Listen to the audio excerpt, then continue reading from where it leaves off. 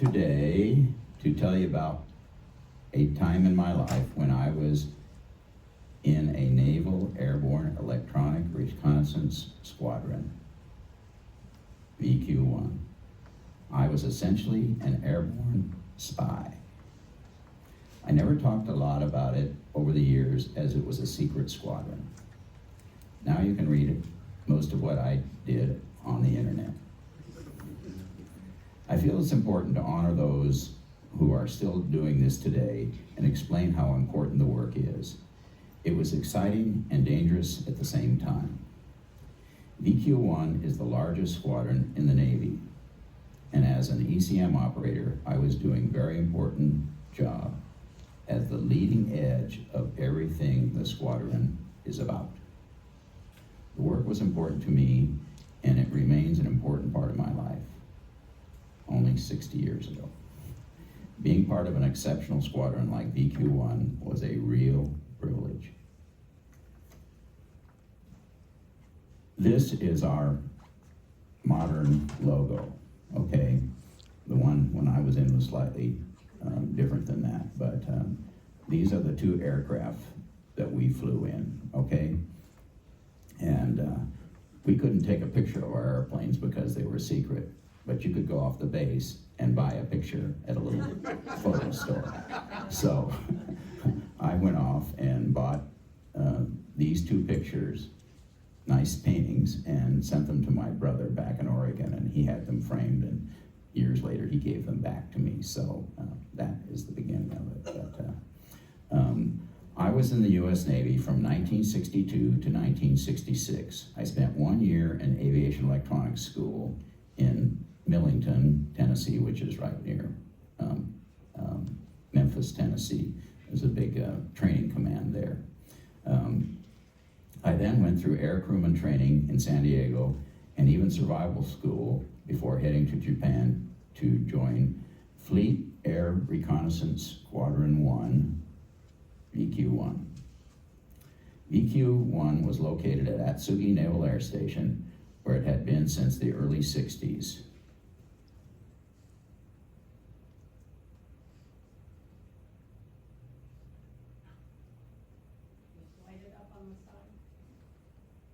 Oops, I want to go back one. Okay, this is Japan, okay, and the main island here is Honshu, and this is a close-up of Honshu, and here you can see where Atsugi Naval Air Station is. It's kind of triangularly equidistant between Yokohama or Tokyo. In other words, we could get into either Yokohama or Tokyo in the same amount of time. Each was about 35 miles away, so it was a good place to be located. And Atsugi had been a very active Japanese Air Force base during the World War II, and so according to what I've read, fighter planes from there shot down over 100 of our B-29s during the last years of the war, okay? It was also a training base and location of many kamikaze aircraft. After World War II ended, General MacArthur, when he first came to Japan, he flew into Atsugi in preparation for the surrender in Tokyo Harbor later. U-2 flights flew out of there. Now, obviously, U-2 flights were much different than ours and so on, but they flew very, very high and so on. But that ended in the late 50s, I think. It was infamously a place where Lee Harvey Oswald was in the Marine Corps for a year or so. But anyway, VQ1 is an electronic reconnaissance squadron. It does not carry cameras except for some small ones the pilots might have to take photographs of airplanes getting too close, which was a common occurrence. I was flying as an ECM operator very quickly after I had arrived, as I had all the aircrew training completed. I was an aviation electronics technician and could not only operate the ECM equipment. The ECM stands for Electronic Countermeasures, okay? And and that was the main mission of the squadron. But I could also repair it. There were two types of aircraft in VQ1 when I was in it. Okay, this is the Super Constellation, and it was actually the passenger plane of the 50s, and this is exactly one of my aircraft, and you can see the dome here and the dome here. This was a single rotating antenna, and this was a whole bunch of different directional antennas, and you can see a lot of the antennas underneath it and stuff like that. This is me in Bangkok, and as some of you may know that I like hats. At one point I had close to, I think, 50 hats in my flight locker, but that was me at Bangkok International.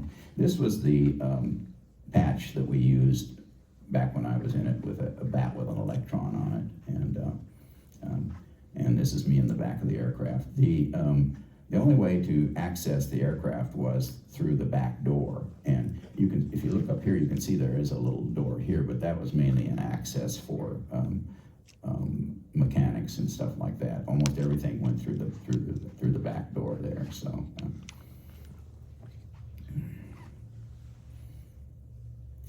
And here you can see, I put this picture up because a lot of you, or maybe old like me, remember that this was the passenger plane of the 50s, okay? You can see the difference here in that this is a passenger plane, and it has, even though it doesn't say TWA on it, the most common flyer of the Connies was TWA, and it had a similar coloring. But you can see the difference here with the domes and stuff, and we also had tip tanks, and those were for extra fuel because our missions were very long. So,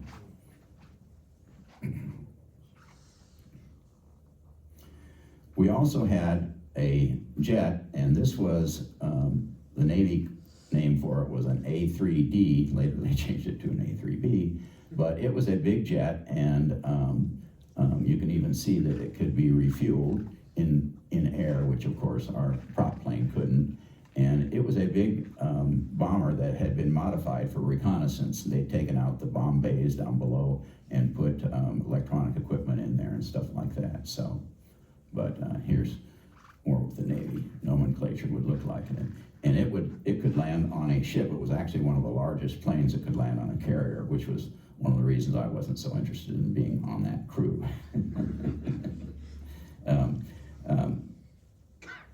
Anyway, one of the reasons that people in my squadron, VQ1, wanted to be on a flight crew was flight pay. Flight pay in those days was $80 a month. I was an E4 at the time, a third-class pay officer, and my monthly pay was $120 a month. And flight pay almost doubled my pay, so there was some pretty good interest in it.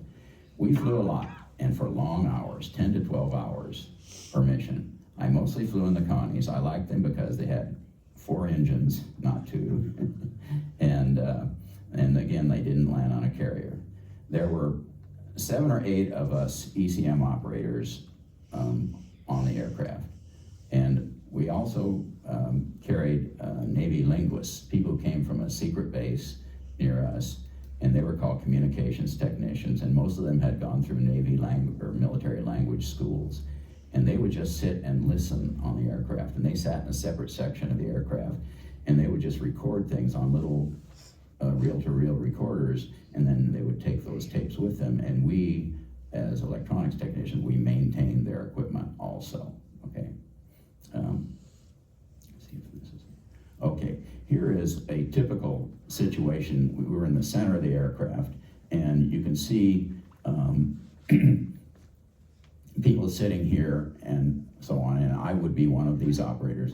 All the operators were enlisted, and then there was one officer who usually sat right here, and we could send our signals if we got something up on our screen, and our screens were not modern like things today, but so he could look at it on his screen, and he'd gone to school to learn about the signals, and he'd say, oh, well, you know, we know that, so we don't care about that, but that one's good, can you work that? And we would, using directional antennas and stuff, we could locate where this site was, like a radar site or something like that. So And this must be a training situation because we never wore uniforms. We always just wore flight suits. So this must have been a training facility or something like that. But it's a good example of how it looked, and it was completely closed off. There were no windows in the center of the aircraft. But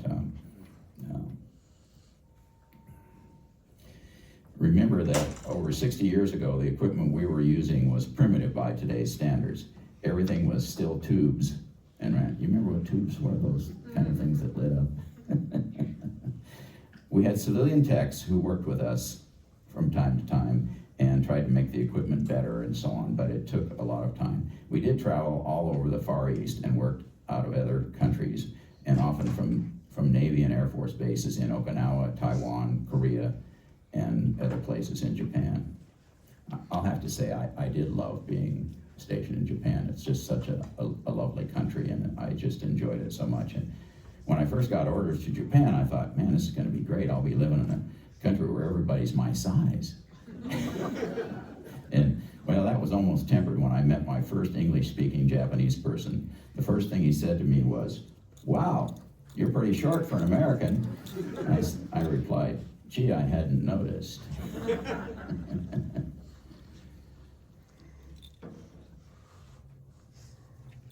Oh, I'm going too soon.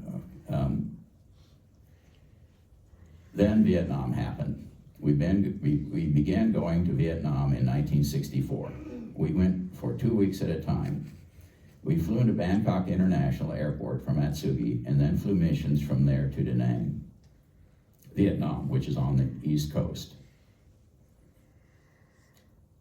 Our job was locating mobile SAM sites, surface to air missiles.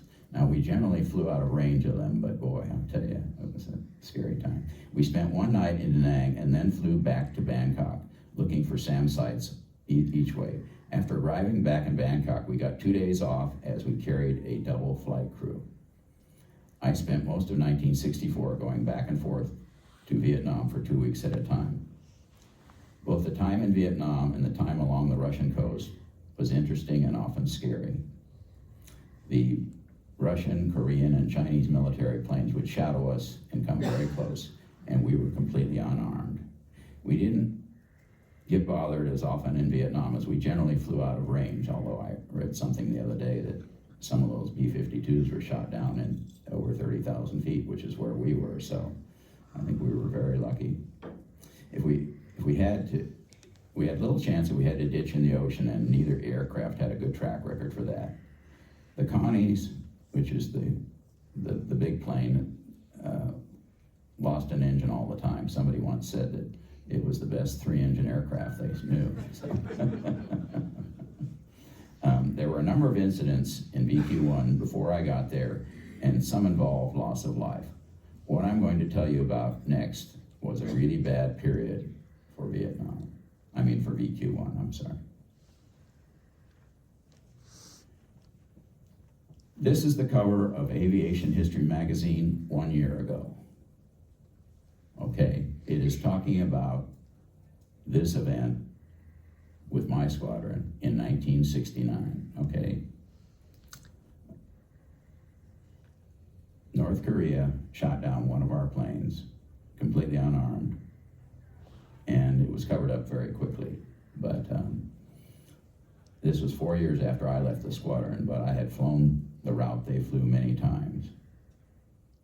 There's another one, but this is the route that the Connie would have been flying on this exact day. And I got to tell you, I have flown this route many times. And again, I'm not flying the airplane. I was not a pilot, but when the plane goes down, everybody goes with it. All right, so take off from Atsugi and fly out here, and we would fly along the coast here, and we would orbit here, okay? And then we would go down to, I'm pretty sure it was an Air Force base at Osan, and we would end up there. And that's what this Connie was doing that day. And they're even talking about it just about a year before was when the Pueblo, everybody remembers the Pueblo, right? Okay, and in fact, the North Koreans still have the Pueblo. But anyway, So,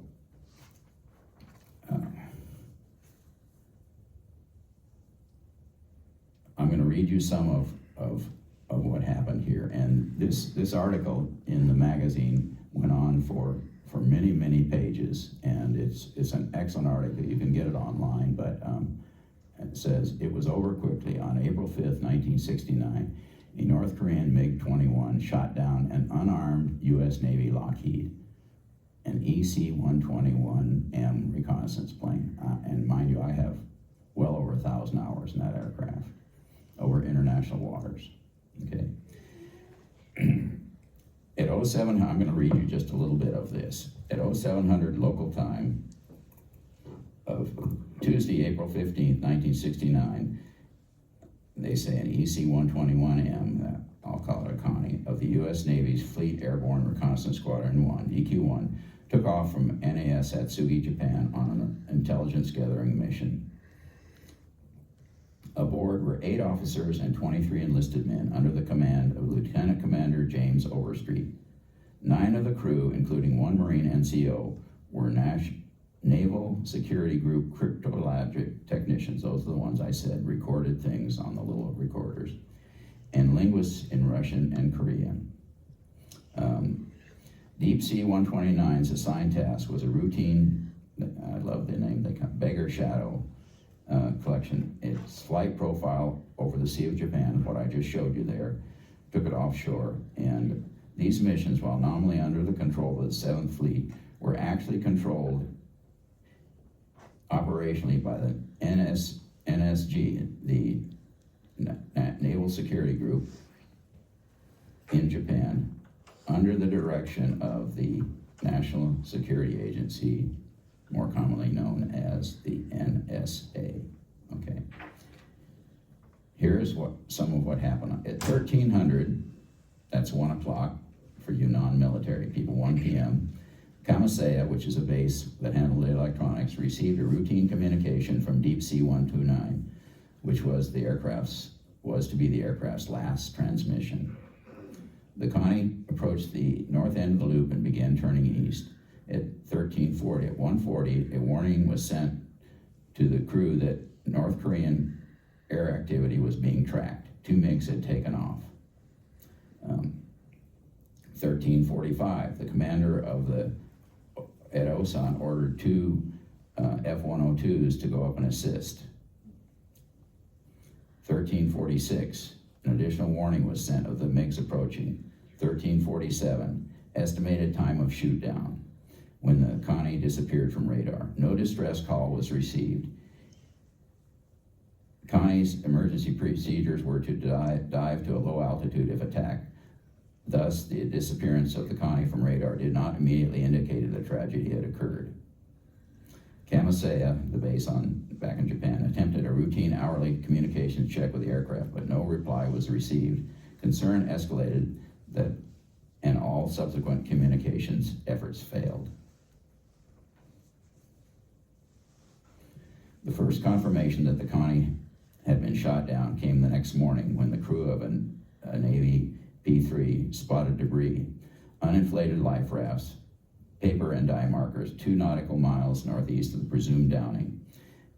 At the Navy's request, the Soviet Vladivostok-based Pacific Fleet, which was closest to the scene, was the first on site to render support.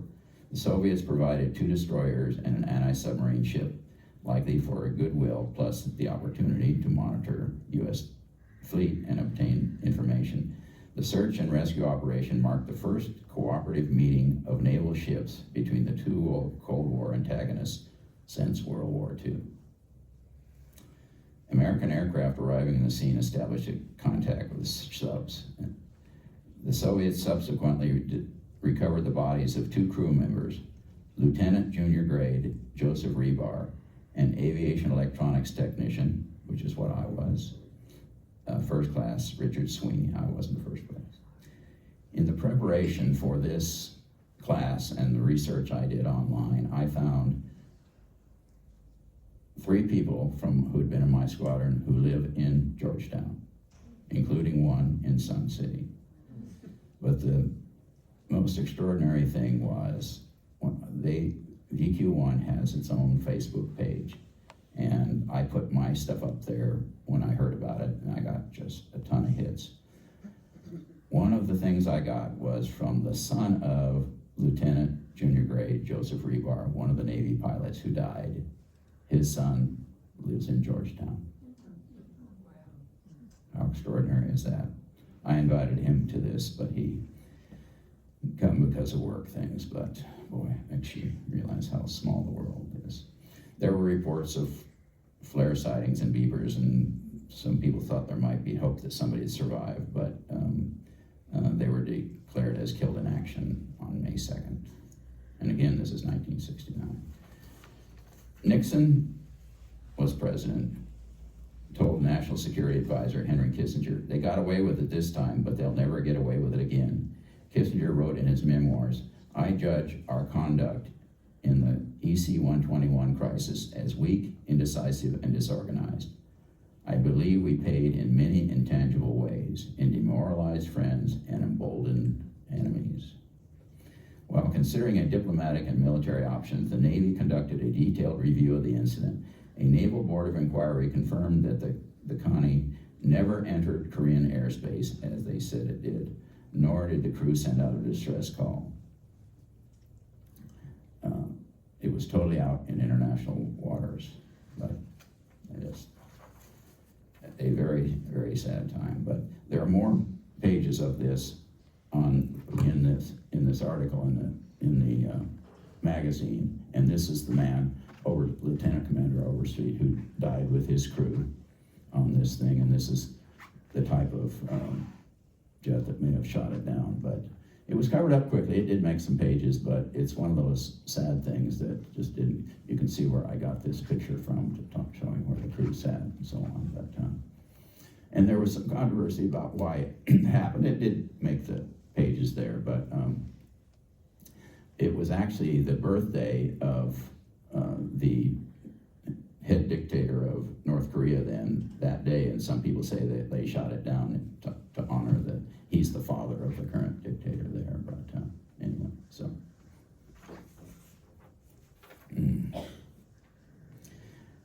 as if that weren't enough, and there's some more. You can see them bringing the two bodies that they found on there and so on. But sad time. All right. As if that weren't enough, on March 16th, 1970, less than a year after the shoot-down, one of VQ-1's Connies crashed on landing at Da Nang in Vietnam. And I gotta tell you, I flew in and out of that base so many times in that exact plane. Okay, engine number 4 was shut down in flight due to a generator overheating. On final approach, the airplane was unstable and lost height. The crew was aware that the first 1,000 feet of the runway were unserviceable due to repair going on, so the pilot increased power to the 3 remaining engines. At a height of 40 feet, the tail stalled and struck the runway surface. Out of control, the airplane crashed in flames and cartwheeled into the hangar area of the airfield and broke into 3 pieces. Cockpit and fuselage forward of the wing slid into a revetment wall and burned. Center section crashed upside down onto the street. The tail section landed in a softball field. 1 man walked away, and 4 others were injured, and all 23 others were killed. In less than 1 year, VQ-1 paid a high price with a total of 54 lives.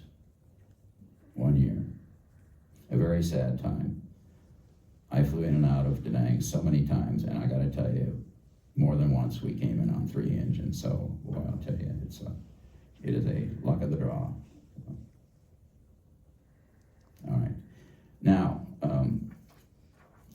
this is something that some of you may recall. One other incident happened. We got a new commander.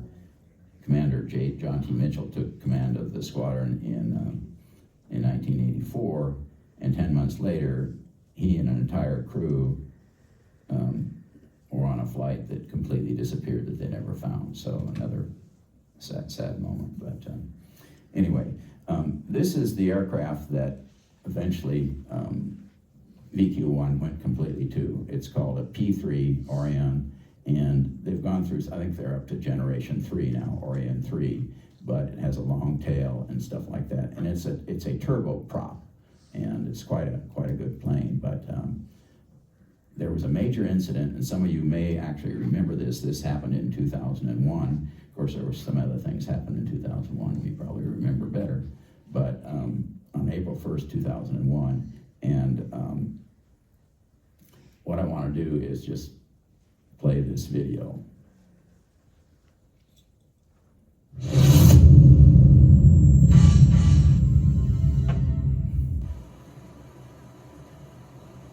On December 21st, 2022, a U.S. Air Force RC-135 reconnaissance aircraft was on a reconnaissance mission over the South China Sea when a Chinese Navy J-11 approached the RC-135, with the two aircraft less than 20 feet apart.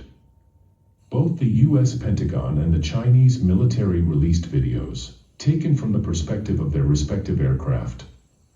The U.S. military claimed that the unprofessional and dangerous behavior of the Chinese naval aircraft posed a potential risk to the area, and the Chinese military did not respond to the U.S. military's accusations. But the event was reminiscent of a collision between Chinese and U.S. military aircraft over the same area VQ1. on April 1st, 2001, which the Chinese called the 81192 incident, the number of a Chinese fighter jet. The Americans called the collision the Hainan Island incident. The South China Sea region, after World War II, became a very controversial and risky area. The ROC government claimed sovereignty over most of the South China Sea and many of its islands, and the Chinese drew territorial boundaries that extended into the waters of Vietnam, Indonesia, Malaysia, and the Philippines. As a result, disputes arose between China and the above-mentioned countries over where these areas belonged. When the Communist Party of China defeated the ROC government in 1949 and became the new ruler of China, it inherited the old government's territorial claims to these waters.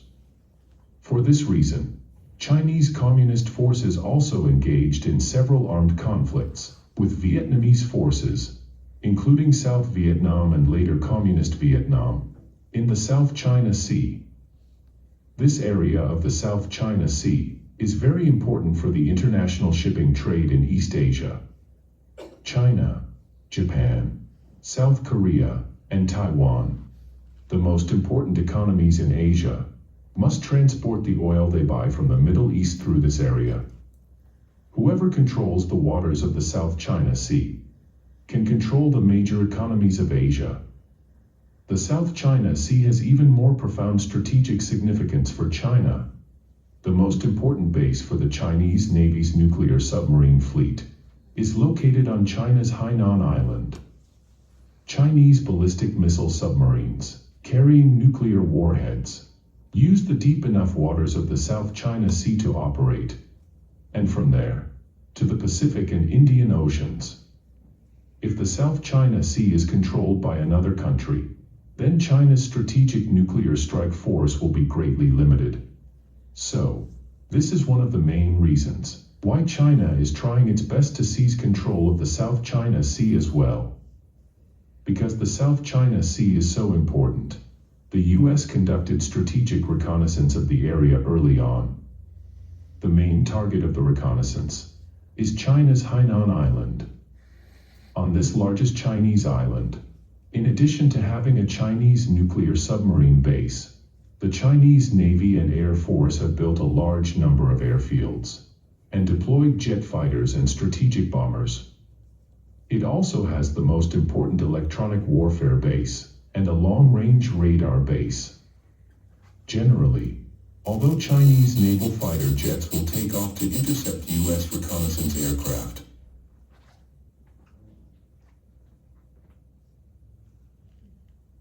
as long as U.S. aircraft do not approach Hainan Island, Chinese fighter jets will not make aggressive moves against U.S. aircraft. U.S. reconnaissance aircraft also follow a fixed route, relying on powerful and advanced equipment to obtain information about the Chinese military, to avoid too close to Hainan Island, causing causing unnecessary trouble. But recently, the US crews found that Chinese fighter jets were becoming more and more aggressive.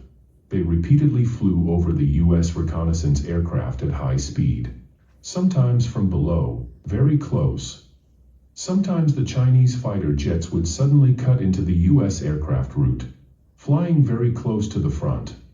One of the most impressive to the US crews was a pilot named Wei Wang, who repeatedly closed in the US reconnaissance aircraft by a few feet, and once, Wei Wang even held up a piece of paper with his email address. Inside the cockpit, the US crews could read the letters on the paper. On April 1, 2001, at 8:55 a.m., an EP-3E Ares reconnaissance aircraft, marked Buno 156511, assigned to Fleet Air Reconnaissance Squadron 1, took off from Kadena Air Base on Okinawa, Japan, for an electronic signals intelligence mission to the South China Sea. The aircraft had a total of 24 crew members. The Ares flew along a route that has been used by the US military for many years, flying at an altitude of 22,000 feet and a speed of 180 knots. After more than 5 hours of flight, two Chinese Navy J-8Bs came into view of the US pilots, about 70 miles from Hainan Island. The two fighters came from Lingshui Airfield on Hainan Island. One of the fighters, number 81192, was flown by none other than Commander Wei Wang. The fighter piloted by Wei Wang rapidly approached the EP-3, with his J-8B closest to the EP-3 being only 5 feet away. Wang waved his arm at the American pilot from the cockpit, seemingly to get the American aircraft to leave. After approaching and flying away from the US aircraft twice in a row, Wang approached from the left rear of the EP-3 for the third time. The Chinese fighter then hit the propeller of the EP-3's number 1 engine. The J-8B broke into 2 pieces and immediately crashed, and pilot Wang was seen ejecting from the cabin. The US EP-3's number 1 engine was damaged and not working, and the left flap was hit and also lost control. The radome on the nose was hit by debris from the J-8B and fell off. The US and China have given different accounts of the cause of the collision. Amazing. The Chinese claimed that the Chinese fighter and the US plane were flying parallel to each other, and the US plane suddenly changed direction to approach the Chinese fighter, causing the two planes to collide. Sure.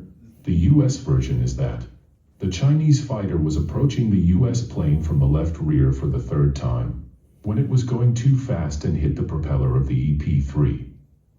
There was no change in altitude, direction, or speed of the US aircraft before the impact occurred.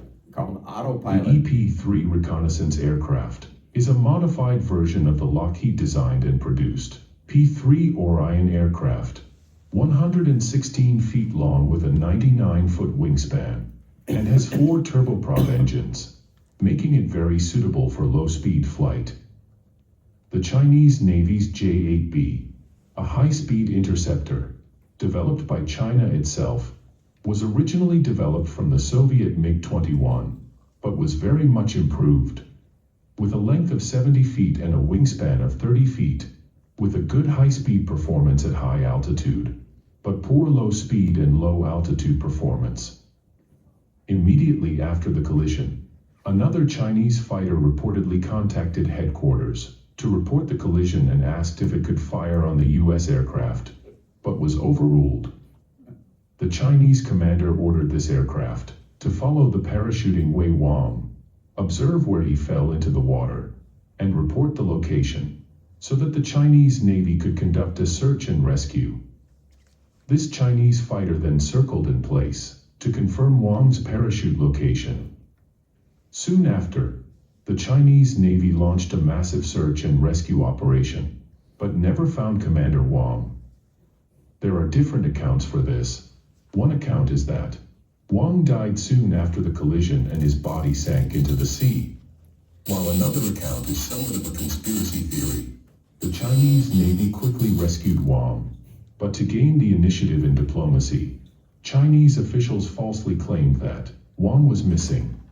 And a few years later, someone claimed online that Wang had been seen somewhere, that he had changed his identity, and that he had received a promotion. And in EP3, U.S. pilot Osborne found he lost control of the aircraft, and it began to roll, climbing to 30,000 feet and then dropping sharply to 14,000 feet. Osborne informed his crews to prepare for a jump, but eventually, he regained control of the injured aircraft. Osborne then decided to make a forced landing on the water, but he quickly changed his mind, because the plane was overweight and the flaps had failed, and he would likely cause the plane to disintegrate if he made a forced landing on the water. So Osborne decided to find the nearest land airport to land. And the nearest airport, which was 70 miles away, was the Lingshui military airport on Hainan Island.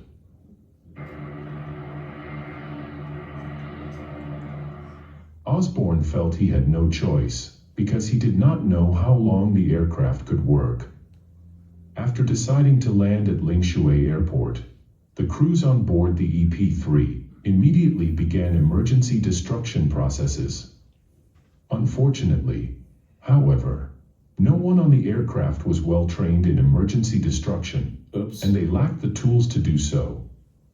For example, for some of the military laptops, the U.S. crew simply dropped them on the floor and jumped on them to try to destroy them, but the Chinese could still easily recover the data inside. For the advanced reconnaissance equipment on the EP3, the team members used fire axe to destroy the display terminals and input devices, but the most critical signal collection sensors and central processor remained intact. They would soon fall into the hands of the Chinese. Although the team tossed some classified information and laptops overboard, a significant amount of information was still left on the aircraft, particularly an overlooked tape, recording the U.S. Navy's tracking and decoding of Chinese nuclear submarine communications. That would reveal the extent of American means of collection and knowledge of Chinese strategic nuclear strike forces. Although the panicked U.S. crews left behind a large amount of classified information and equipment to the Chinese, afterward Pentagon investigators inquired and concluded that the intelligence leak did not cause core and irreparable damage to the United States, and that the risks and losses were manageable. While flying to Lingshui Airport, Osborne, the pilot of the EP3, and his companion, sent a distress call to the Chinese military via the International Distress Channel, but never received a response from the Chinese, which could have resulted in the slow and conspicuous aircraft being marked as a threatening target by Chinese air defense systems, and thus shot down by them. Fortunately, Osborne still managed to land the plane on the runway of Lingshui Airport. A plausible explanation is that the Chinese knew the Americans were coming. They acquiesced to the emergency landing, and the later Chinese actions showed they were prepared for the Americans' arrival.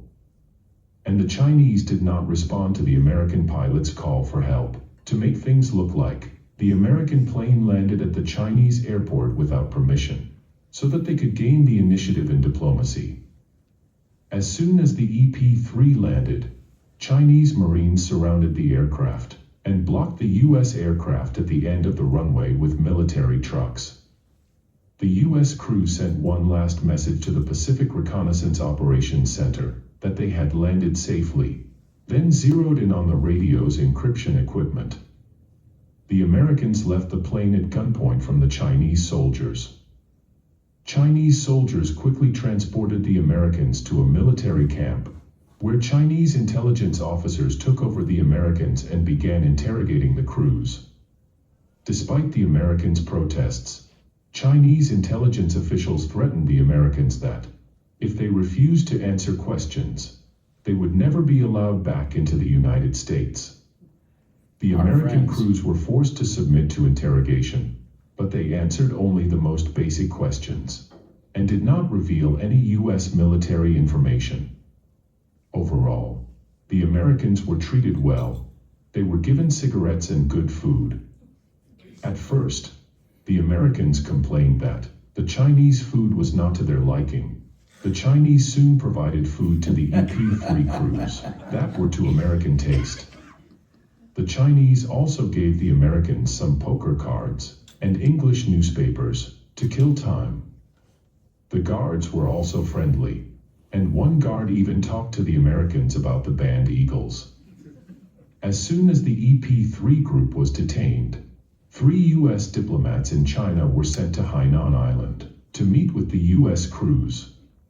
However, it was not until the third day that they were able to meet with the crews.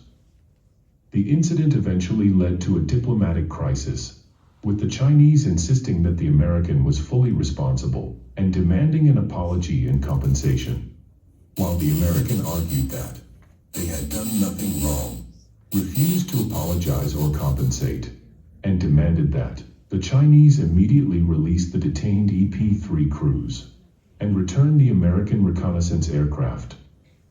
The matter eventually affected the highest levels of both sides, with Chinese Chairman Jiang Zemin claiming that, on the streets of the United States, if two people collide, they have to say sorry, and that the Americans now refuse to apologize, which is unconscionable.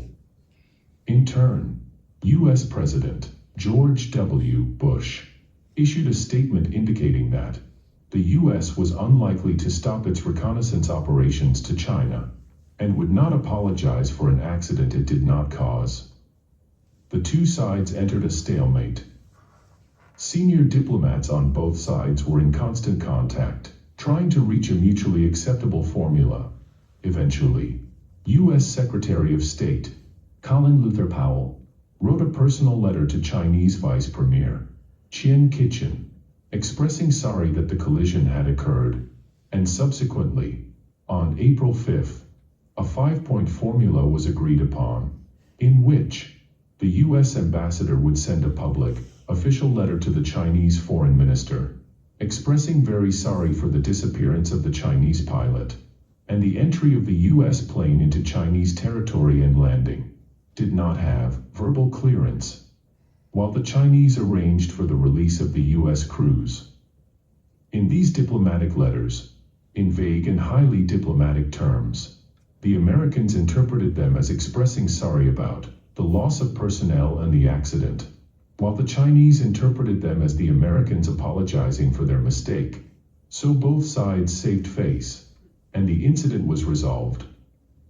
On April 12th, after the U.S. ambassador to China presented the Chinese foreign minister with an official letter, agreed upon by both sides, the 24 U.S. crews were released, and they were flown on a U.S. military plane to Hickam Air Force Base in Hawaii.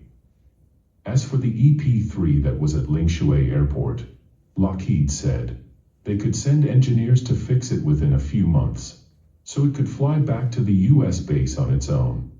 But the Chinese refused the request, arguing that it would be an insult to the Chinese government to let the illegally entered military aircraft fly out of China on its own.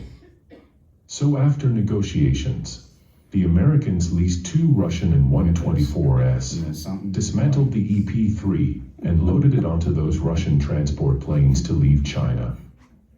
American government paid $34,567 for the duration of the EP-3 crew's stay in China, but the American rejected the Chinese demand for $1 million in compensation for the crashed fighter and the missing pilot. This ended the Hainan Island incident. But the confrontation between the two countries in the South China Sea did not end there, as the U.S. military resumed reconnaissance flights to the South China Sea and Hainan Island on May 29, 2001. In August 2014, and again in May 2016, Chinese naval pilots flying more advanced J-11 fighters intercepted U.S. reconnaissance aircraft at close range twice. This interception on December 21st, 2022, was certainly not the last dangerous action either. with these dangerous moves? As you can see, even though what I did was 60 years ago, that stuff still goes on. And I love this thing with China, supposedly our friends. You would have thought we were at war with them the way they treated us. And that pilot, Osborne, got a medal for that, saving that crew's life, because those planes do not ditch well at sea. So he saved their lives by coming into that island there. I mean, they were lucky that they didn't get shot down too, but that was a pretty good incident. But today, VQ1 is based in Whidbey Island. Some of you know where that is, off the coast of up near Seattle. It's a big island, and they have a facility also at Kadena in Okinawa, and they fly a lot of their Asian stuff. There used to be a VQ2, which was based in Rota, Spain, but that went out of business a few years ago, and it was absorbed into VQ1. And so VQ1 is still very active, and they're the ones that you see on the news where the airplanes, when we once had a radar contact of 6 feet. So they were always fooling with us. And fortunately, nothing happened like this, and this was a fortunate one that nobody got injured in, but it was still quite you can see where this kind of stuff goes. And the fact is that China is, boy, they are just building up that whole area militarily, and of course that's a lot. If they try to take Taiwan, that's where that's going to come from. I flew into Taiwan a lot, so that was an interesting time. But one of the things I think we were so fortunate when we were flying over Vietnam that we weren't. We took some small arms fire coming in and out, so there were a few holes in the wings here and there, but we mainly flew out of range. But personally, I think the fact that the Connies we were flying in looked identical to the weather plane, okay? And I think that everybody, the Vietnamese said, oh, those are just weather planes, we won't bother them. So, and of course we didn't, when we were locating the mobile SAM sites, we just sent it to the Air Force and Navy, and they flew in, and there's a couple of pilots here, I'm sure, who were involved in some of the signals we were sending out. I mean, we sent them to a headquarters, and then they sent in the fighter pilots like Steve back there to come in and take care of it. But it was a really interesting time, and like I said, I didn't say much about it because it was a secret thing, but so much of stuff is out now, and especially when I saw that magazine article about the shoot down, and they had all these pictures, I said, well, I guess it's okay to talk about it now. And when I went to college immediately after the service, and when people would ask me what I did in the military, I said, well, we flew out of Japan and we flew the coast of Russia. I very seldom mention anything about Vietnam because this is 66 to 70, and so a lot of stuff was still going on. So some friends of mine who've known me from back then said I made up all this stuff. I said, well, not exactly, but it wasn't too cool to talk about it back then, so I just kept my mouth shut. But anyway, that's my story, and I'm sticking to it, and if anybody has any questions, I will be happy to ask them or answer them. So, sir? From the point of view of electronic countermeasures, were you able to jam radar? We could sometimes with the big radar. Repeat the question. From the point of electronic countermeasures, were you able to jam radar? So, for example, intercepting planes wouldn't be able to find you so easily, or something like that. Not really. The situation was that that one big antenna that was underneath on the Connies, that thing could send out an incredible signal, but stuff like that just didn't work. And the fact is that when these guys are flying right beside you, and they're completely armed, you don't know what to do. I mean, it's a scary time. I mean, we had an engine fire once coming into Da Nang back when I was flying, and it was burning so badly that it just, my gosh, we weren't sure we were going to get in. But we got in, and then it had burned the engine so bad that we had to bring a crew down from Japan with another engine. Well, we didn't want to be stuck in Da Nang. since half of our crew was in Bangkok. So we're talking to these Air Force guys there and saying, anybody going toward Bangkok, help us out here. And so we managed to get a hop back to, and the funny thing was, here I'm, 20 years old and looking at this stuff, and we landed on this, they were delivering something somewhere, this Air Force plane, and they stopped it. And I was pretty friendly with our navigator, and I said, Lieutenant, I said, what is this? He says, it's not on our maps. It was Air America, CIA. And whoa. Anyway, we got back to Bangkok, and I got to spend 21 days without having to say boo to anybody, which was really nice.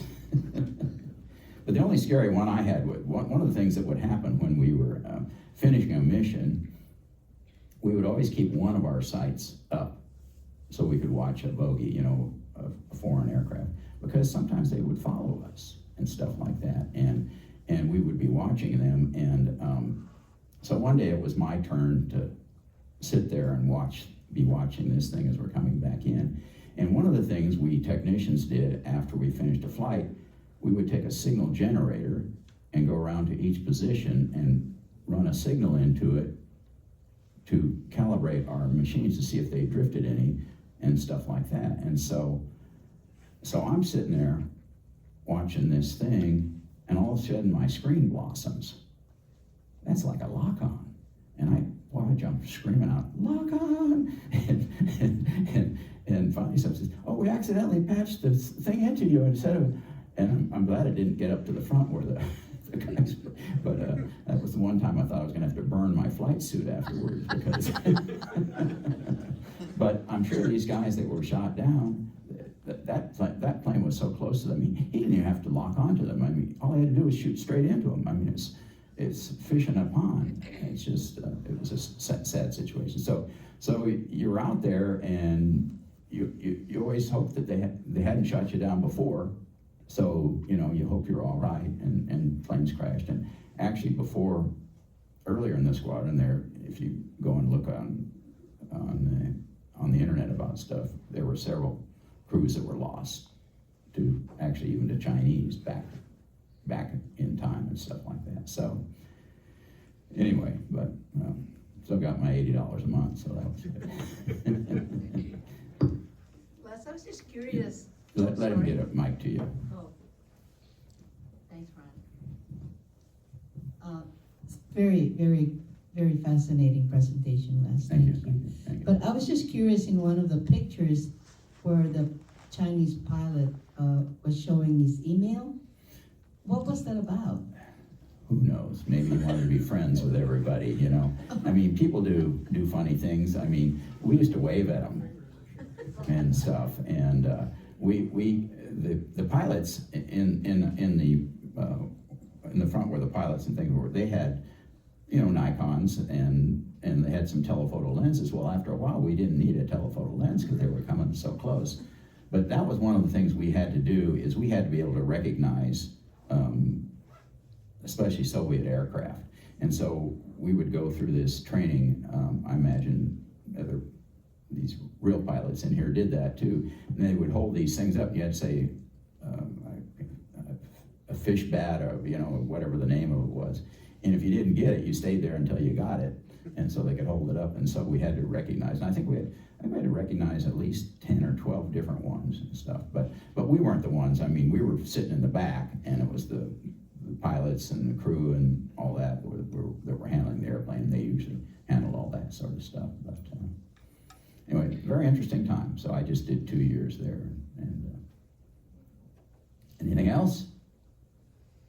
Well, thank you all for coming. And